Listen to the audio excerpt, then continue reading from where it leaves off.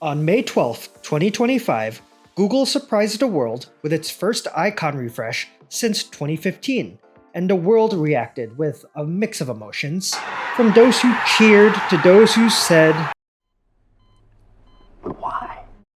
Alright, sure, some reactions to the icon change have been rather, let's say, lukewarm. Did Google possibly spend billions of dollars to maybe raise the Gaussian blur on their icon for a wardrobe change? Perhaps, but like many things in life, nothing is made in a vacuum. You see, we're in the midst of numerous design trends in the technology space, and I think there are two big reasons why Google decided to switch things up. Of course, this is just a theory, but let me explain, from my experience as a UX designer, why Google changed their icon.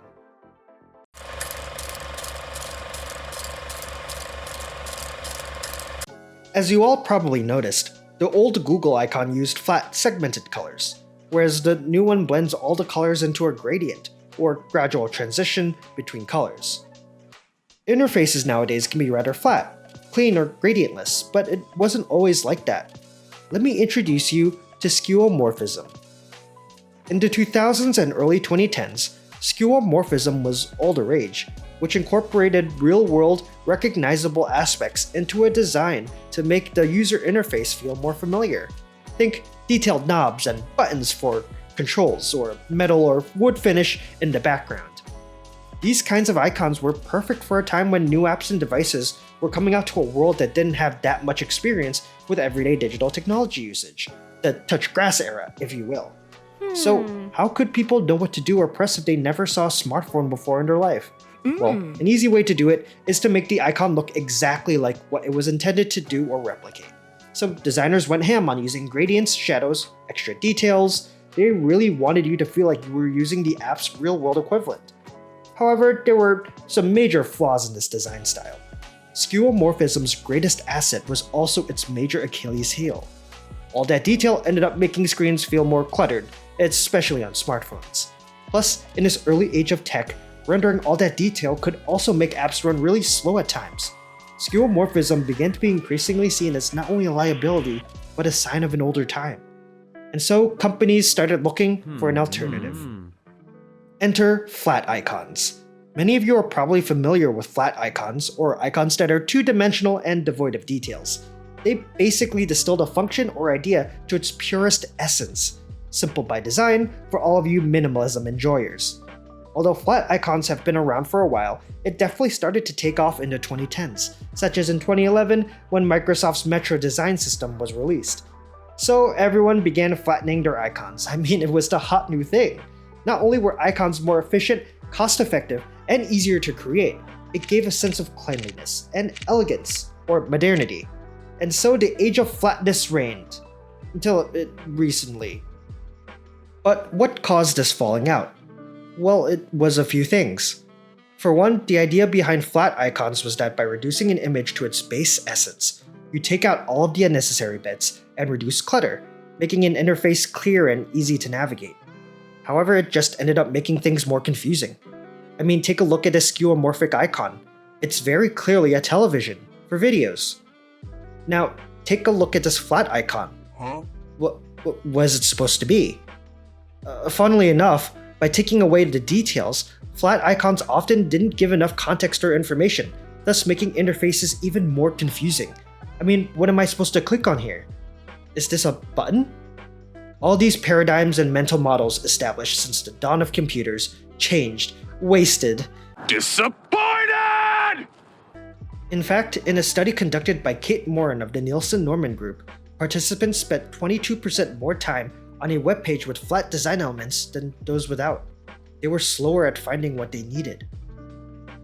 Plus, there's what I like to call the vibe check. Today's world is so different from the yesteryears of the 2000s. Technology is everywhere, with some people having grown up with a smartphone in hand their entire lives. New exciting applications now feel uninspired, or even predatory. Users feel like a number, a statistic only to drive the profit line up. And flat design is the look of this new reality. From modernity to sterility. Devoid of emotion, almost lifeless. A lot of people yearn to go back to a simpler time, a time of sentimental meaning, a time of comfort. Your grandmother's home might be cluttered with knickknacks, but it's still home, and companies have noticed this. Nowadays, there's sort of a soft reboot of skeuomorphism, such as neumorphism, which incorporates some gradients, shading, and translucency, giving icons a 3D look. It's sort of a halfway point, where icons are detailed and recognizable like the skeuomorphic ones, but simple and uncluttered like the flat ones. And Google is hopping onto that trend, with the release of Material 3 Expressive, a maximalist iteration of its design system aimed at adding some more personalization, pop, and zing to its interfaces. Google's basically trying to make their icons seem less inhuman and more friendly, which is sort of related to Google's second and arguably more important reason.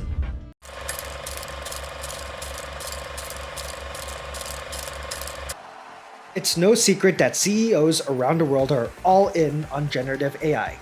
Multiple companies are going AI first, to mixed reviews. Google itself is one of them, with CEO Sundar Pichai saying, "The opportunity with AI is as big as it gets." I mean, just take a look at Google I/O, the developer conference, in May of 2025, shortly after their logo reveal. They debuted a ton of new AI features, such as Google Beam, AI mode in search, API or artificial Pokemon intelligence, and Veo 3, whose realistic audio and video generation will surely not have any long-lasting implications for our future. No. Wait. Now, let's take a closer look at a certain product under Google. This is Gemini, Google's generative AI assistant. Look at that subtle off-white coloring. The tasteful thickness of it. Oh my god. It even has a watermark. Notice something particularly interesting about it? According to Stroll, the design studio that worked with Google DeepMind to make Gemini's logo, the vibrant palette of colors and gradients was developed to elevate the visibility of the Gemini identity. These colors dance and evolve, perpetually shifting shape. This dynamic visual showcase mirrors the ever-evolving nature of the AI, embodying its continuous growth and adaptability. Here we see the perception of AI as almost like another living being. This lines up with how a lot of other companies are advertising their generative AI assistants. What can I help with? Ask Rufus, Amazon's generative AI-powered shopping assistant. Copilot is your AI-powered chat assistant, and gradients help add to that association. You see, if we take a look at the outside world, very few things are a solid block of color. Gradients are natural, the world made up of a variety of different hues and tones. The gradual transition of color almost looks like movement or evolution, like it's alive. This is one of the many design patterns people have begun using to indicate AI. Aside from animations, the color purple, magical orb, or sparkles. Hey, I have a video about that here, so check it out. In a lot of ways, tech companies are trying to advertise AI as your lovable sidekick and best friend, though sentiment may vary. Google going the extra step by introducing gradients into its main icon can be seen as them doubling down on their AI bet.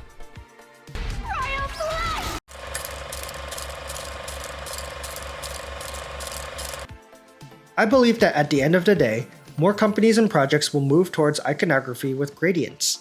Google is capitalizing on the new trends in design and the AI phenomenon, and it will certainly not be the last. How do you feel about Google's icon rebrand? Love it? Hate it? Let me know in the comments below.